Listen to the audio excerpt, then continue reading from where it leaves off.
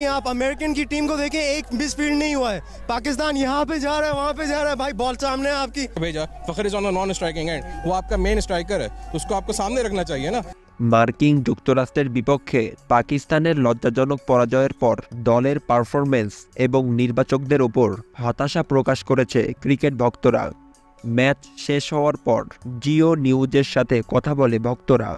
হারের জন্য আজম খানের ওপর ক্ষেপে যান তারা। জিও নিউজের একজন দর্শক বলেন, আজকে অনেক হতাশ হয়েছি। জাতীয় দলে আজম খানের ব্যাট কখনো হাসতে দেখা যায় না, তারপরেও নির্বাচকরা এখনও তাকে দলে অন্তর্ভুক্ত করে রেখেছে। टीम सिलेक्शन से लेके आजम खान की टीम की कोई जगह नहीं बनती, फिर भी उसको खिला रहे हैं ना, उसको फील्डिंग आती है, पहली बॉल पे आउट हो गया। সে ফিল্ডিং জানে না এবং প্রথম বলেই সে আউট হয়ে গেছে। ম্যাচ হেরে পাক অধিনায়ক বাবর আজম বলেন, প্রথম 6 ওভার আমরা সেভাবে মানিয়ে নিতে পারিনি। একটার পর একটা উইকেট যাওয়াতে আমরা পিছিয়ে পড়েছিলাম। ব্যাটার হিসেবে জুটি করতে আপনাকে এগিয়ে আসতে হবে। আমরা বোলিংয়ে প্রথম 6 ওভার খারাপ করেছি। আমাদের স্পিনাররাও উইকেট নিতে পারেনি। পাকিস্তান প্রথম ব্যাট করতে নেমে 160 রানের টার্গেট দেয় যুক্তরাষ্ট্রকে। জবাবে 3 উইকেট হারিয়ে সমতা আনে যুক্তরাষ্ট্র।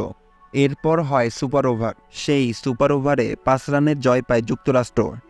लेकिन आजम खान को जाना चाहिए, टीम सिलेक्शन को बेहतर होना चाहिए।